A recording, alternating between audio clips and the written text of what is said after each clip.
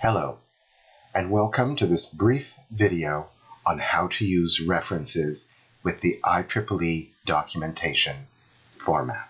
Here's what I'm going to be looking at today, and the reason for this is that I would like you to be able to avoid an unpleasant academic misconduct meeting. These are pretty harsh, and we do not do very much to make them less harsh. You won't find the person talking to you very sympathetic. The reason for this is because we are interested in determining whether somebody has cheated or not. And while it's true that there are very few actual cheaters, the consequences of cheating in this area can be very significant. Imagine, if you will, standing on a balcony on the 33rd floor of a building and finding out that the people who created the glass protection barrier that you're leaning against actually cheated throughout their university and don't understand how to make glass that will hold your weight. What about if you're in an airplane? Do you want to think that the people who designed that plane, who built it, who are responsible for your safety, cheated? Of course you don't, and we want to prevent that. Normally, students have just made a mistake, or they've been sloppy, or they've been pressed for time. If you get into this situation, the best advice is to just take responsibility and be honest about what happened. We've done many of these meetings, and we have gotten pretty good at detecting lies. That's one of the things we're trying to do in the meeting, is see the difference between an honest student who's made a mistake and a student who has intentionally cheated. We're interested in catching the latter, not the former. We don't want to ruin your life if you're an honest person, so just be honest. The first question that you get in an academic misconduct meeting is, have you read the academic code? And so what I'd like you to do is take a moment, pause the tape, and read through the academic code. The second question is going to be, do you understand it?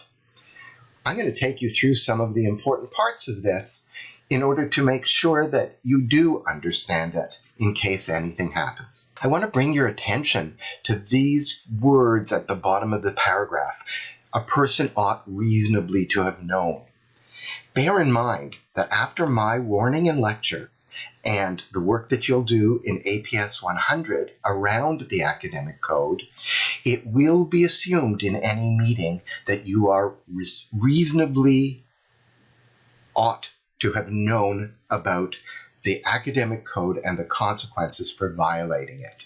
So that means whether you were or you were not in lecture, whether you were listening or you weren't listening, whether you were paying attention or not paying attention, you are responsible for this material and we will hold you to it. Here are 3 bullets from one of the bullet lists, and I'm going to take you through each of these because these are the ones that we deal with in academic misconduct meetings the most. So one of the things that students have trouble with is, what is the difference between an idea and the expression of an idea? So an idea is anytime you read anything or see anything in any source and you take information away from it, even when you're putting that information into your own words, that's an idea.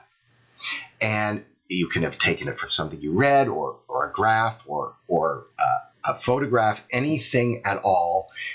Where you got that information has got to be cited and referenced. This is to ensure that the information that you've taken is credible. Now that's different than the expression of an idea. The expression of an idea is the exact wording, whether you've copied it out by hand or typed it out or cut and pasted it from the site, or an image of any kind.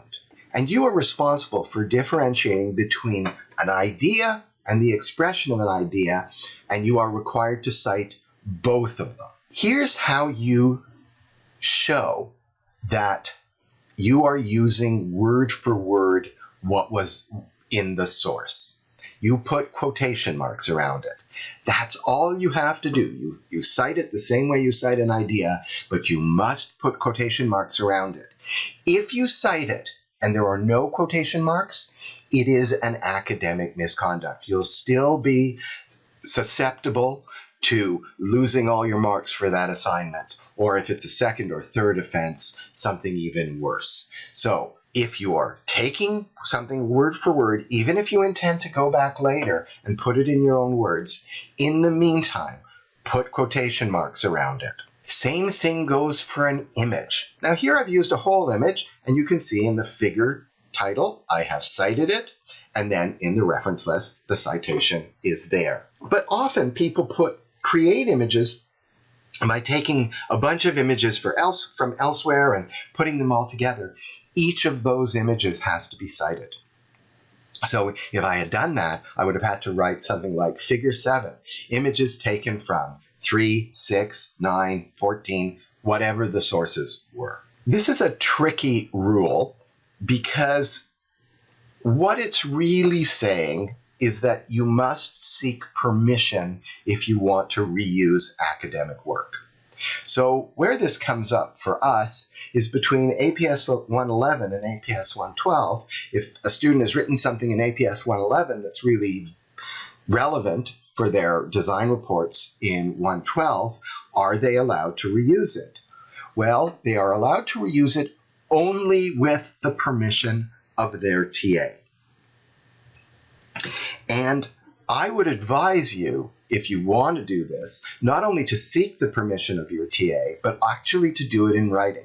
Send your TA an email and keep the email that the TA sends you that gives you that permission, because if anything happens, then you will have proof. If you don't have permission to reuse material, you will be cited for an academic misconduct. And this is one of the most useless kinds of situations of unpleasantness that you can ever have, since you can get around it so easily by getting the permission to use the material. This is very rare. This refers to a case where a student is too lazy to actually do research and so makes up a reference source and writes whatever they want.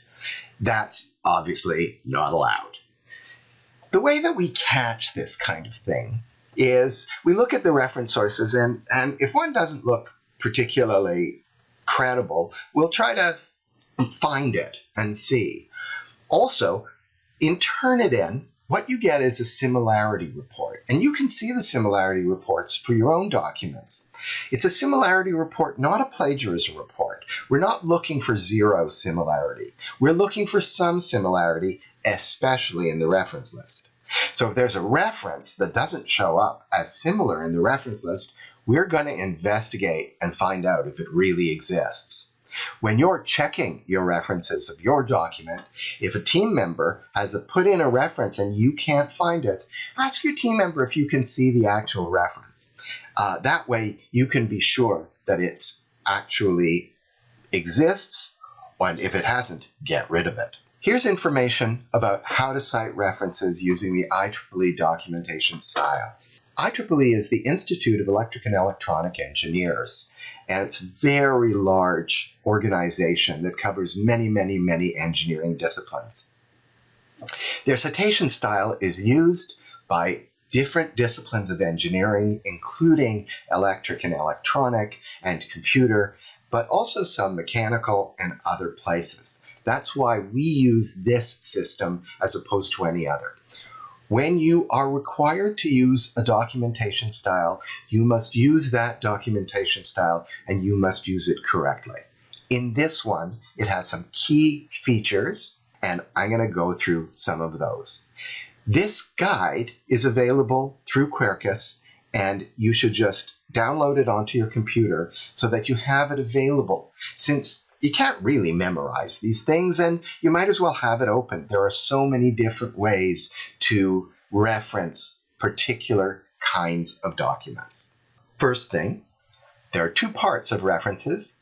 In the first part, there's a citation within the text. It's a number in square brackets.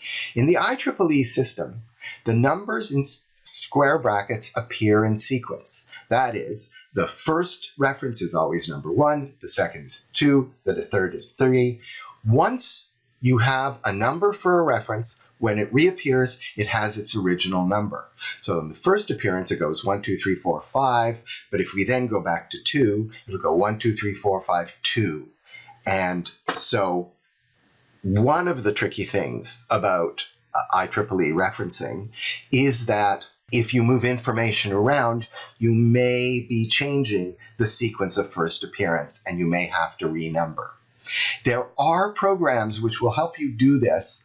They're a bit tricky to use, and so I would advise you, if you're interested in using a reference management system, to go to the library and talk to a librarian about which one to use and how to use it best with IEEE and with Google Docs.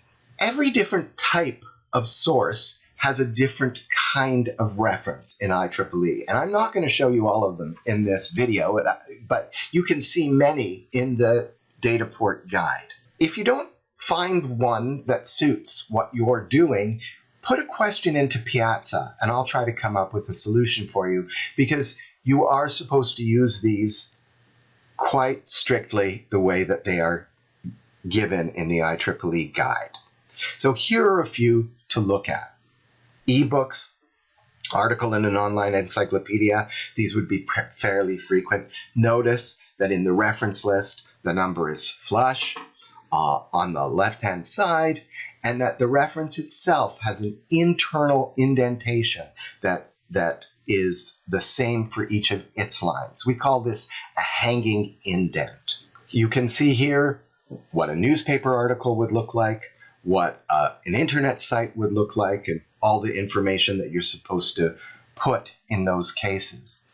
IEEE references now allow for unpublished material. They didn't used to, and I think professionally that would be a question you'd have to ask your supervisor. But for us, you have to cite everything. So you have to cite some unpublished things like emails. Here's how you'd cite an email. Lectures, it'll show how to cite a lecture.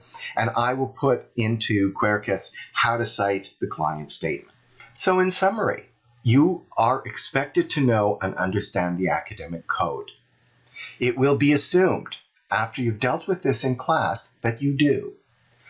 Always keep a record of where your ideas are coming from, and my advice is to create the IEEE citation immediately when you're using the source material. That way you have it, you don't have to go back later and do it, and you can just put it into its place. If you copy word for word, or worse, cut and paste, immediately add quotation marks. Don't leave it till later expecting to go back and change it. Remember, you may not go back to that section. It may be a team member. They may not know that this is a quote, and then the whole bunch of you will be in an unpleasant academic misconduct meeting. Any image or part of an image or visual element that you have not yourself drawn or photographed must be cited. By following these guidelines, I expect that you will have no problems with plagiarism during your 4 years as an undergraduate or 5 years with PEY. I certainly hope that that is the case.